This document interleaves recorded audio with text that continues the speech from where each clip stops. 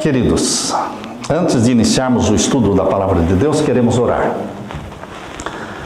Pai Santo que estás nos céus, derrama sobre nós o Espírito Santo neste momento, que ao abrirmos a Tua Palavra, para falarmos do Teu plano, da Tua estratégia de salvar o mundo e de salvar os lares, que o Senhor nos dê luz celestial, a presença do Espírito Santo, para que ao lermos a Tua Palavra entendamos a Tua mensagem e que o Senhor venha fortalecer a cada lar, cada família, cada pai, cada mãe, que todos sejam abençoados pelo Senhor nesta manhã. Em nome de Jesus que pedimos. Amém.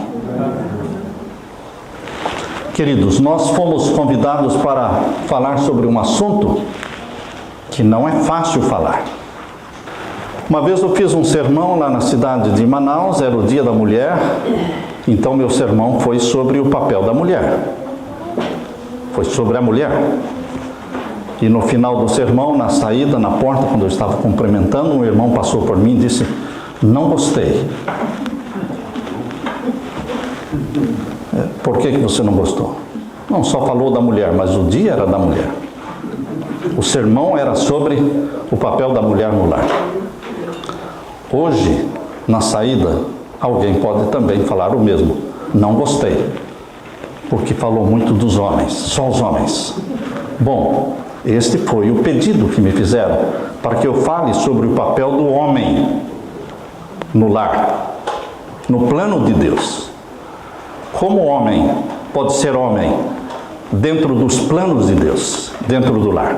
Queridas mulheres, queridas esposas, será para a felicidade sua e do seu lar, se você prestar atenção em cada palavra, em cada detalhe deste sermão. Vocês percebem que no mundo as mulheres estão ganhando terreno. Nas universidades, maioria, mulheres. Nos business, nos negócios, como empresárias, as mulheres estão crescendo e crescendo. Na política também. Queridos, nós não estamos em crise de mulheres. Nós não estamos em crise de mulheres, porque as mulheres estão no movimento ascendente. Louvado seja Deus. Mas nós não podemos dizer o mesmo dos homens. Os homens não estão num movimento ascendente, mas decrescente. Cada vez nós temos menos homens nas universidades, menos homens que são provedores dos seus lares, menos homens trabalhando fora, mais homens dentro de casa e mais mulheres fora de casa. Essa é a tendência do mercado. Nós poderíamos dizer que nós estamos vivendo no mundo ocidental. Eu não posso falar o mesmo do mundo oriental. Eu não posso falar o mesmo dos judeus, ou dos árabes, ou dos islâmicos, ou dos chineses, ou dos japoneses. Não posso falar o mesmo. Mas especificamente no mundo ocidental, onde prevalece o cristianismo, em todas as áreas onde prevalece o cristianismo, o homem está em recuo. O homem está perdendo seu lugar, seu valor, seu propósito. E pense um pouquinho, por que é que está acontecendo isso? Exatamente nos países cristãos que professam o cristianismo. Porque o plano de Deus, biblicamente, você que lê a Bíblia, você já pode ter percebido isso. Deus estabeleceu um plano de salvação do planeta Terra, um plano de salvação dos lares, em cima da liderança e da figura masculina. E alguém pode dizer, Deus é machista? Não, Deus não é machista. Mas Deus tinha que montar um plano. Deus tinha que ter uma estratégia para salvar o mundo. E escolheu o seu filho, unigênito. E para simbolizá-lo, escolheu um cordeiro. E escolheu os patriarcas como seus representantes. E se Deus tivesse escolhido Eva para ser a cabeça? E se Deus tivesse escolhido as mulheres para serem cabeças dos lares? Teria sido um plano divino? Mas, queridos, de qualquer forma, quem quiser criticar, encontrará margem para criticar. Mas nós não estamos aqui para criticar, nós estamos aqui para encarar a realidade da Bíblia. O que Deus escolheu fazer. E como é que nós nos submetemos à vontade de Deus? Como é que nos colocamos dentro dos planos de Deus? A religião cristã é a religião que mais valorizou a mulher em todo o mundo. A religião cristã colocou a mulher no lugar dela. Primeiramente com Jesus, que valorizava as mulheres, que conversava com as mulheres. Porque até então um homem não conversava com uma mulher em público. Jesus conversava com as mulheres em público. As seguidoras de Jesus eram muitas. Aquelas que sustentavam o ministério de Cristo, vendendo suas fazendas, suas propriedades, e sustentavam o ministério de Jesus, eram mulheres. Então Jesus colocou as mulheres numa posição de dignidade. Diríamos que nos últimos 70 anos as mulheres avançaram em todas as áreas. Mas onde estão os homens? Nos últimos 70 anos os homens vêm enfrentando uma crise de identidade e de destino, de propósito. A identidade pode ser definida como: quem sou eu? Define-se a identidade fazendo esta pergunta: quem sou eu? Qual é o meu valor? Para que eu existo dentro do lar? Isso se aplica a ambos os sexos, mas os homens em particular estão sendo mais afetados porque a Bíblia nos revela que existe um inimigo de Deus chamado Satanás, que está interessado especificamente em confundir a identidade do homem e os valores da figura masculina dentro do lar. Por que Satanás teria tanto interesse em confundir, principalmente a identidade dos homens? A razão é revelada na Bíblia. É na Bíblia que você descobre o porquê de Satanás estar desvalorizando, menosprezando, diminuindo e fazendo com que os homens recuem. Lá no Jardim do Éden, a Bíblia diz que Deus colocou Adão como o cabeça, a responsabilidade de ser o líder. Deus, sabendo que existiria muita contenda, muito conflito e desavença entre marido e mulher, pensamentos diferentes, sentimentos diferentes, Deus tinha que escolher um líder. E Deus escolheu Adão. O plano de Deus, desde o Jardim do Éden, depende inteiramente de uma liderança paternal, de uma figura masculina. Portanto, Satanás, ao desprezar o homem como cabeça, anular a liderança paternal dentro dos lares, fazendo assim, Satanás está simplesmente destruindo o plano de Deus. É muito sutil isso, queridos. É muito sutil. Nós temos que parar para pensar e refletir sobre isso que nós estamos falando aqui. Por não entenderem o plano divino, muitos rotulam Deus como machista. Mas Deus escolheu trabalhar desta forma. Satanás não pode estar em todos os lugares ao mesmo tempo. Satanás não pode, com todos os demônios que ele tem, não pode estar em todos os lares ao mesmo tempo.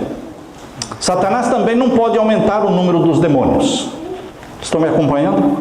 O número dos demônios, ou seja, 1/3 dos anjos que foram expulsos do céu e vieram para a terra, e eles formam o exército de Satanás, esse número de demônios, ele é fixo. Não tem nenhum a mais e nenhum a menos. Ora, imaginem quantos demônios existiam para cada ser humano quando nasceu Caim e Abel.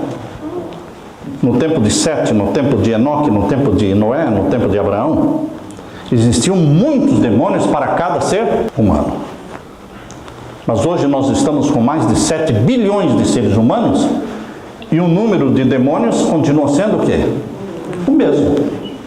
Satanás não pode duplicar demônios. E o número da população mundial cresce. E ele não pode estar em todos os lugares ao mesmo tempo, nem estar dentro de todos os lares ao mesmo tempo.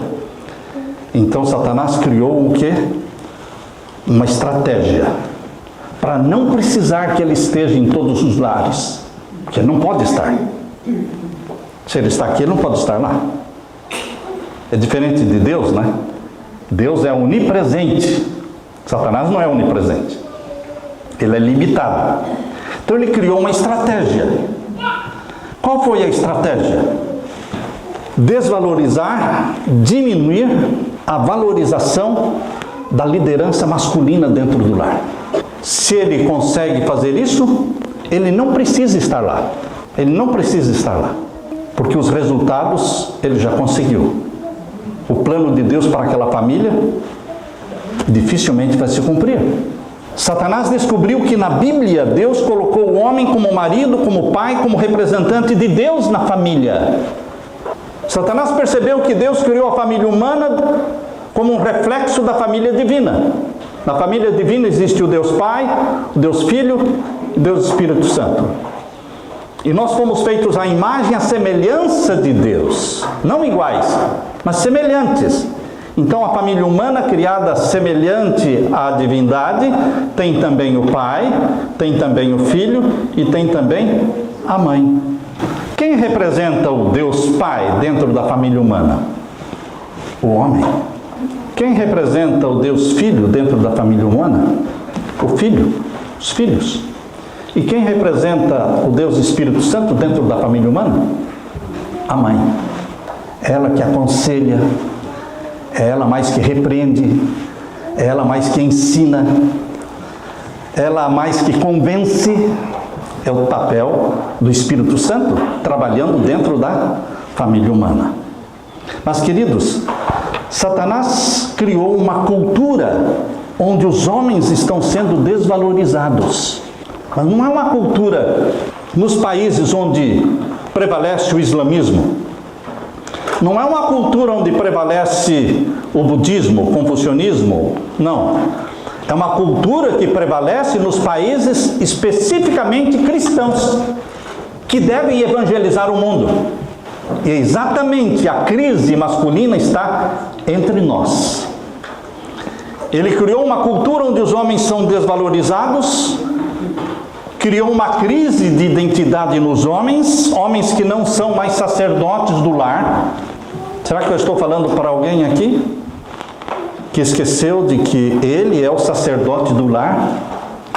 De que ele é quem tem que chamar a família para o culto da manhã, para o culto da noite? É ele quem tem que pegar a Bíblia, cantar os hinos, chamar a família e ler a Bíblia de manhã e à noite? Orar com a esposa.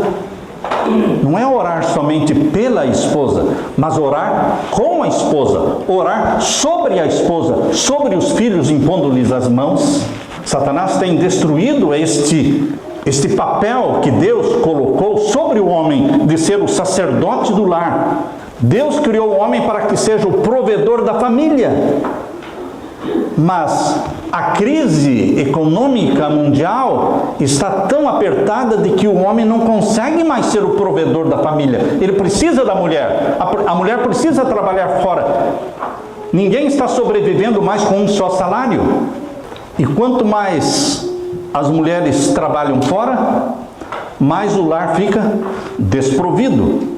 Satanás percebeu que os homens foram criados para serem protetores, mas os homens estão perdendo a noção de quem são e perderam a noção de não só a identidade, mas perderam também o destino, o propósito, o papel deles dentro do lar. Satanás não precisa estar em todos os lares para desestruturar e causar infelicidade. Basta que o homem seja complexado. Estou mexendo na ferida de alguém? Satanás não precisa estar em todos os lares.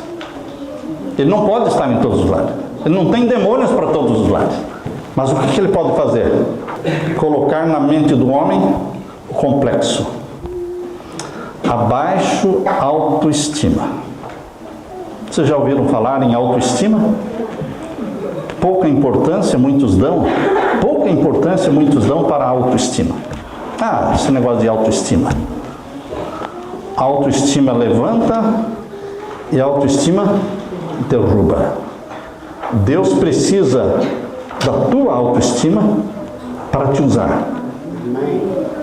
E Satanás precisa da tua baixa autoestima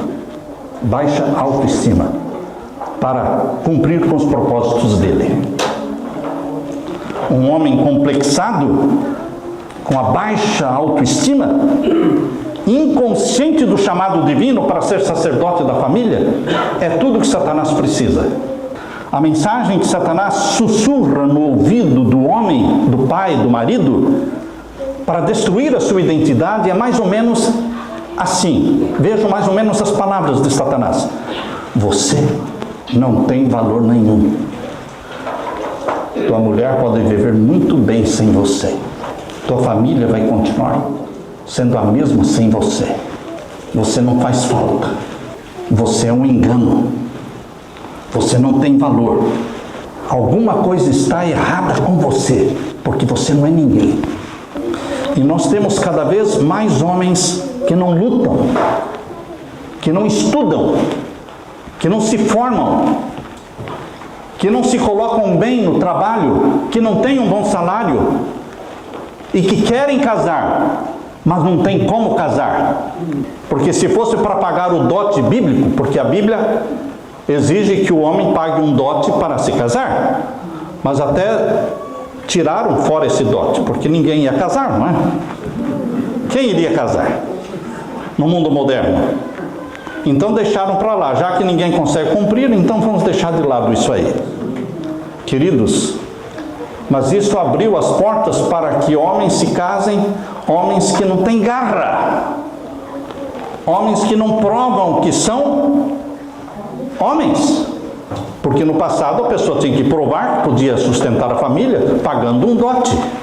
Foi assim que Jacó mostrou para o seu sogro, trabalhou, ele não tinha dinheiro, mas ele teve garra. Ele mostrou que ele poderia trabalhar 7 anos, depois mais 7 anos. Quando eu namorava a Leila, um estudante pobre, não é? O pai da Leila costumava dizer: eu não estou com medo da Leila se casar com Samuel, porque eu sei que se o Samuel precisar sair por aí vendendo banana para sustentar a família, ele vai vender banana, porque ele é trabalhador. Queridos, esta garra está faltando. Esta garra de vencer ou morrer, Senhor, mas não fracassar. Quando eu tinha 17 anos, eu dizia nas minhas orações, e digo até hoje: ou a vitória ou a morte, Senhor, não me interessa mais nada. Eu só quero a vitória ou a morte. Antes morrer do que pecar. Repetia eu com 17 anos e ainda continuo repetindo isso nas minhas orações. Antes morrer do que pecar. Queridos, Deus precisa de determinação na mente masculina, de salvar o lar, de prover o lar, de ser o sacerdote do lar. O que vocês acham que vai acontecer no lar e na vida de um homem que não tem mais a identidade do seu valor e o propósito de ser o sacerdote? Da mulher poder olhar para ele com respeito e admiração. É isso que um homem precisa dentro do lar. O homem não precisa tanto ser amado, não. Não é essa a maior necessidade do homem. Essa é a maior necessidade da mulher, se sentir amada. Mas a maior necessidade do homem é se sentir o quê? Admirado e respeitado. Este é o seu pai. Este é o meu marido. E é a mulher que constrói a autoestima do marido. Sabiam? Que é a mulher que constrói a autoestima do marido. Assim como também é o homem que constrói a autoestima da esposa. Quando a Leila e eu namorávamos, com 17 anos, começamos, né? Ela falou para mim depois, né? Que ela tinha muitos complexos, baixa autoestima. E ela dizia: é você que está me ajudando a me autoafirmar, a sentir e conhecer os meus valores. Realmente, marido constrói a autoestima da esposa e a esposa constrói a autoestima do marido. Mas também pode o quê? Derrubar. Você não serve para nada. Não preciso de marido como você. Eu que tenho que fazer tudo. E com esta linguagem, queridos, o marido vai fazer cada vez menos. Cada vez menos. Saibam, queridas esposas, que quanto mais vocês fizerem, menos o marido vai fazer. Quanto mais dinheiro vocês investirem, mulheres, menos o marido vai investir. Conversando com uma empresária em Fortaleza, rica, Ela dizia, eu não entendo, pastor. Não entendo, meu casamento está em crise. Mas eu comprei o meu carro. Eu compro a minha roupa. Eu compro o meu perfume. Quando eu saio com meu marido para um jantar, num restaurante, eu pago o meu jantar. Mas está dando tudo errado na minha casa.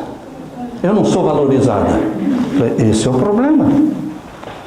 Deixe que ele pague o seu carro. Deixe que ele pague a gasolina do seu carro. Deixe que ele pague o seu jantar, por favor. Deixa que seja mulher, seja dependente.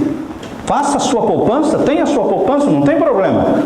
Mas deixa que ele invista dinheiro em você. Porque onde estiver o dinheiro, ali estará o coração. Quanto de dinheiro o teu marido investe em você? Nenhum. Então o coração dele não está em você. Jesus disse, onde estiver o dinheiro, ali estará o coração. Faça o teu homem, querida esposa, faça o teu homem se sentir homem. Cabeça, líder. Mesmo que você não precise consultá-lo, consulte. Mesmo que você saiba discernir qual é o melhor negócio a fazer, mas consulte-o.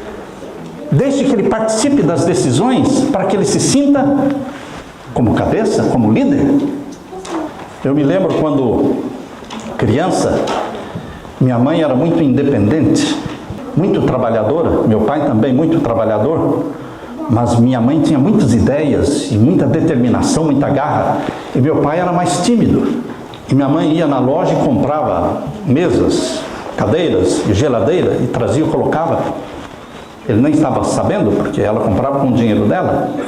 Mas eu me lembro, menino, eu ficava chateado com isso. Eu dizia para ela, a senhora não pode ficar comprando sem falar com o pai. Para que eu tenho que falar com o pai? Não é ele que vai pagar, sou eu. Percebem, queridos? Não é porque você vai pagar com o seu dinheiro que você não deve o quê? Consultar, não são uma só carne. Então você valoriza o marido que tem. E diante dos outros, deixe que diante dos outros eles pensem que foi uma iniciativa dele, porque você constrói autoestima.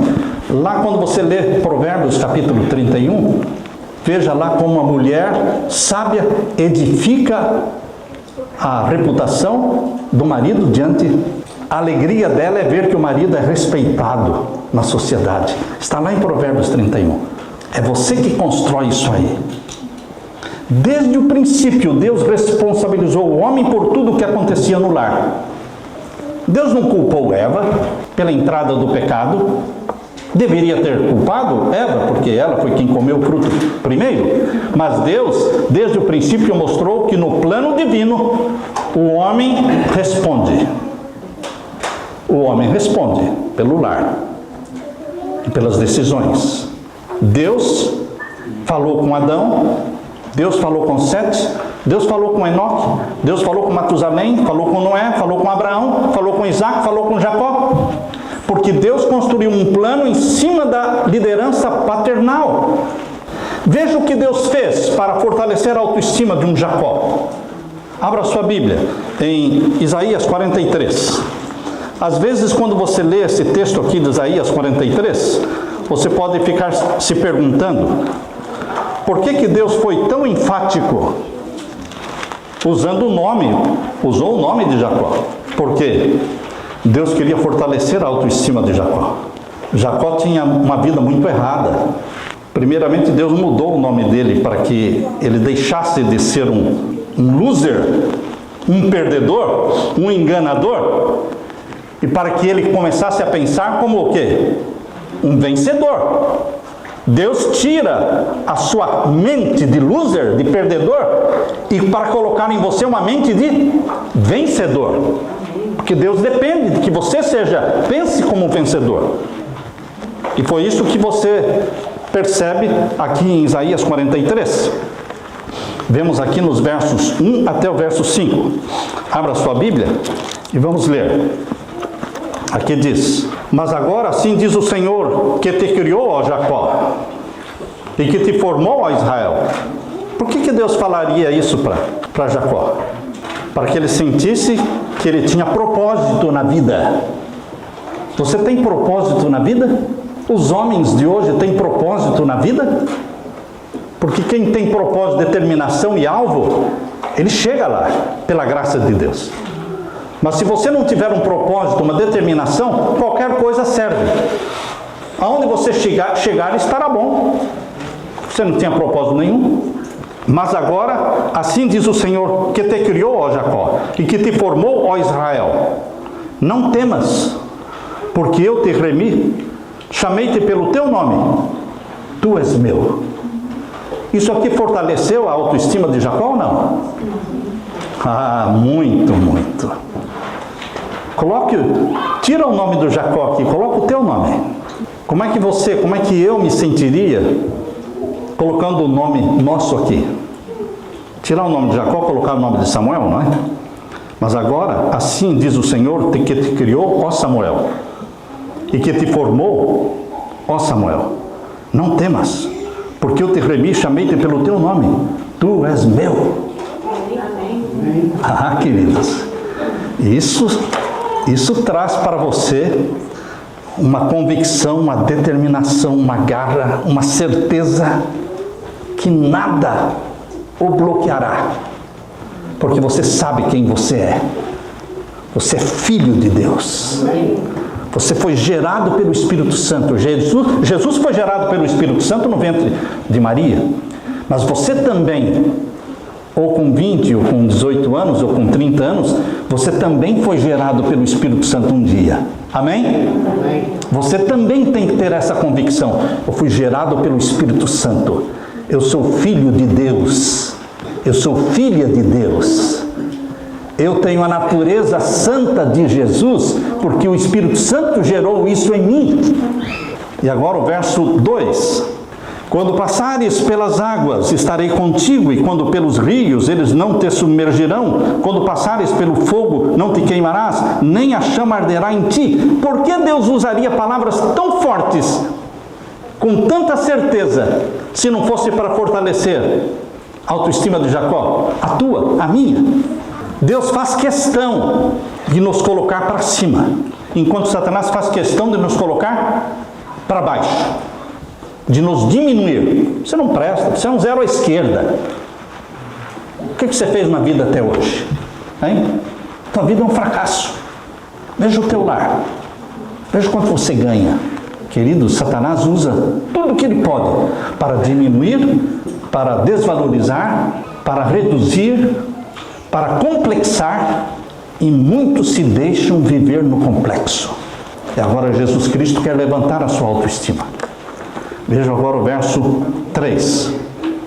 Porque eu sou o Senhor teu Deus. Eu sou o teu. Vejam o relacionamento de pai e filho, não é? Eu sou o Senhor teu Deus, o Santo de Israel, o teu Salvador. Dei o Egito por teu resgate, a Etiópia e Seba por ti. Enquanto foste precioso aos meus olhos, também foste glorificado. Eu te amei, pelo que dei os homens por ti e os povos pela tua alma. Queridos, estas palavras de Deus fortalecem a nossa autoestima. Deus constrói nossa identidade. Deus mostra o nosso destino, o nosso rumo, o nosso propósito dentro de casa, dentro do nosso lar. Satanás quer que os pais não tenham autoridade nenhuma dentro de casa. Ele fala uma coisa, a mulher fala outra, e o que ela falou prevalece. E o pai fala para os filhos: mas eu não falei para você não fazer isso? Mas a mamãe deixou. Mães, não se deixem usar no sentido de desvalorizar o homem. Nenhum homem deve se deixar levar por Satanás para desvalorizar a mãe. Satanás quer realmente acabar, destruir a autoimagem, a figura do pai, a figura da mãe, porque afinal de contas o pai representa o Deus Pai e a mãe representa o Espírito Santo dentro da família. Se os dois estiverem em desavença, um diminuindo o outro, se destrói. A família deixa de ser um reflexo e uma semelhança da família divina. O cristianismo é a única religião do mundo construída em cima desse princípio da liderança do homem. E muitos perguntam: por que Deus fez isso? Existem coisas na Bíblia que são declaradas, mas não são explicadas. Deus não diz por que Ele fez isso. Deus simplesmente fez. E Deus não é democrata? Não. Quero dizer para os democratas que Deus não é democrata. Nunca foi. Você não vai nunca encontrar algo na Bíblia parecido com: escuta, eu estou planejando criar o planeta Terra, eu estou pensando em colocar o 7º dia como dia de guarda. O que você acha? O que você acha? Deus não pede opinião. Deus disse: o 7º dia é o sábado do Senhor teu Deus. Por quê? Porque é. Porque eu escolhi. Eu fiz assim. Mas onde é que está a democracia? Democracia não existe no plano divino. Nem hoje e nem na nova terra. Queridos, democracia é governo do povo. Mas nós viveremos na eternidade teocracia. Governo de Deus. Porque Deus sabe o que é melhor para você e Deus determina. Deus dá liberdade para você escolher entre o certo e o errado, mas Deus não dá liberdade para você definir o que é certo e o que é errado. Vou repetir isso. Deus lhe dá liberdade para escolher o certo ou o errado, guardar o sábado ou guardar o domingo. Mas Deus não lhe dá o direito de definir o que é certo, o que é errado. Ele define. Ele define o que é pecado. Não é você que define o que é pecado. Você pode escolher pecar ou não pecar. Mas quem define o que é pecado é o nosso Deus. Por quê? Porque Ele é Deus. Eu aceito Deus na minha vida como Deus. Eu deixo Deus ser Deus. Deixe Deus ser Deus no seu lar. Deus colocou o homem como sendo o seu representante. Na Bíblia e no cristianismo, é assim que funciona. Deus não pergunta sobre o adultério. O que vocês acham? Ele não pergunta a opinião de ninguém. Eles dizem que os filhos devem obedecer o pai e a mãe, e ponto final. Ah, mas se o meu pai não presta, ou se o meu pai é um bêbado, não importa. Honra o teu pai e tua mãe. Deus define o que deve ser feito. Foi assim que o Deus sábio, que nunca erra, foi assim que o Deus bondoso, que nunca nega bênçãos para os seus filhos, foi assim que Ele determinou a responsabilidade da liderança masculina dentro do lar. Muitos gostam do que Deus faz e outros ficam revoltados com o que Deus faz, mas é assim mesmo. Você goste ou não goste, Deus é assim e Ele não muda. Malaquias 3,6, eu, Senhor, não mudo. Você goste do sábado ou não, o sábado é o dia do Senhor. Você apoie ou aprecie o dízimo como sendo do Senhor, não importa, o dízimo é do Senhor, e ponto final. Primeiramente a liderança foi colocada sobre Adão, depois sobre Sete, Enos, Enoque, Matusalém, Noé, Sem, Abraão, Isaque, Jacó, Moisés. Deus colocou sobre os levitas a liderança espiritual. No Novo Testamento, Deus colocou sobre os 12 apóstolos a liderança espiritual. E depois, quando os 12 apóstolos morreram, Deus colocou sobre os anciãos nas igrejas. Deus é machista? Não. Deus escolheu trabalhar em cima na liderança masculina. Mas Deus valoriza a mulher muito, muito, muito. O cristianismo é a religião que mais valoriza a mulher, mas não coloca a mulher no lugar do homem, e nem o homem no lugar da mulher. Em Gênesis capítulo 18, verso 19, nós lemos que Deus conhecia Abraão e Abraão conhecia Deus. Gênesis 18, 19, Abraão não tinha crise de identidade, ele era um servo fiel ao Senhor. Quando foi para sacrificar Isaque, Deus falou com Abraão, e Abraão não falou nada para Sara, porque Abraão não estava dependendo da opinião de alguém. Deus falou, ele iria obedecer. Se Sara concordasse ou não, ele iria obedecer. Você sabe o que é certo? Eu como homem, você como homem, precisamos fazer o que é certo, dentro do nosso lar. Não precisamos fazer uma pesquisa, se vamos assistir tal novela ou não. Não precisamos fazer uma pesquisa se no sábado podemos fazer isso ou não. Não se faz pesquisa. Deus diz o que é e o que não é. E nós somos representantes de Deus dentro do lar. Em Gênesis capítulo 18, verso 17, Deus falou assim: ocultarei eu a Abraão o que eu faço? Eu faria alguma coisa ocultando a Abraão? Não posso fazer isso, porque Abraão é o meu amigo. Queridos, Deus quer que o homem, o pai, seja amigo de Deus. E você saiba quem você é e o propósito que Deus colocou na sua vida. Eu li sobre um seminário para casais, realizado pelo Dr. Edwin Cole. Ele fazia palestras para homens. Um dia ele recebeu um telefonema, era uma esposa, aflita, ansiosa, e ela dizia: Dr. Edwin Cole, meu marido não sabe que estou ligando para o senhor. Eu sei que o senhor vai dirigir um seminário para homens. É com muito temor e tremor que estou ligando para o senhor. Não fale para o meu marido que eu liguei. Mas eu sei que o senhor faz palestras para homens. Eu já assisti a alguma palestra sua. Acho que sua mensagem fala poderosamente ao coração dos homens. E eu queria que dissesse para eles que o que nós mulheres pensamos. Eu não poderia conversar isso com o pastor da minha igreja, porque ficaria muito chato. A gente está se encontrando toda semana na igreja. Eu não gostaria de abrir isso para o pastor da minha igreja. Por isso estou ligando para o senhor. Meu marido, ele é um bom crente. Não perde nenhum culto da igreja. Raramente chega atrasado. Ambos trabalhamos na igreja. Eu sou professora da escola dominical e ele é um introdutor. Ele me ajuda. Somos crentes e amamos a Deus. Somos casados há muitos anos. E meu marido nunca conversou sobre as coisas espirituais dentro de casa. Conversamos sobre tudo, mas ele nunca disse uma palavra sequer sobre as coisas de Deus. A primeira vez que o meu marido orou em voz alta, na minha presença, nós já estávamos casados há 15 anos. E só orou porque eu estava doente e eu pedi para que ele orasse por mim. Ele é muito cuidadoso comigo, faz tudo por mim. Fico até com um sentimento de culpa de falar dele pelas costas. Mas eu estou me sentindo muito sozinha. Já não sei o que fazer. Sinto um vazio na minha vida pelo fato dele não tomar a iniciativa de orar e falar das coisas espirituais. Quando os nossos filhos estavam em casa, eu ainda tinha com quem ler a Bíblia e orar com os meus filhos. Eu li a Bíblia e orava com eles. Mas agora os meus filhos já se casaram, já saíram de casa. Meu marido ganha bem.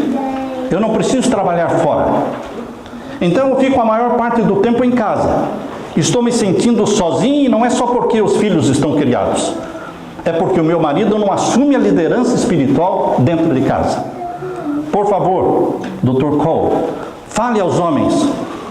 Onde o senhor for pregar, fale aos homens que nós mulheres queremos que os homens, maridos, assumam a liderança do lar em todos os aspectos, principalmente nessa questão de orar e estudar a palavra de Deus. Se ele se dispusesse a mudar e assumir a liderança, eu o amaria mais ainda. Por favor, não me entenda mal. Não é que eu não ame o meu marido, eu o amo, mas é que desejo demais. Eu desejo muito que ele assuma essa posição de liderança masculina dentro do lar. Não quero tomar a iniciativa. Não seria certo. Sei que muitas mulheres o fazem, mas não acho isso certo. Muito obrigada pela sua atenção. E por favor, diga aos homens que nós queremos que eles sejam homens. Queridos, nós precisamos convocar a esposa e os filhos para orar, para cantar, para ler a Bíblia, para fazer o culto de manhã, para fazer o culto à noite. Nós precisamos orar com nossas esposas. Não é somente orar por elas, orar com, abraçadinhos. Existe poder na oração de um marido e de uma esposa que se abraçam e oram. Ele orando por ela, como sacerdote do lar, liberando bênçãos para a família. Deus investiu o homem de autoridade para liberar bênçãos para a esposa, liberar bênçãos para os filhos. Seja você, homem, um liberador das bênçãos de Deus no lar. Que Deus te abençoe, que Deus te derrame sobre você o Espírito Santo. E que homens e mulheres, maridos e esposas juntos, em Cristo Jesus, preparemos nosso lar para a volta de Jesus. Amém? Amém. Deus seja louvado.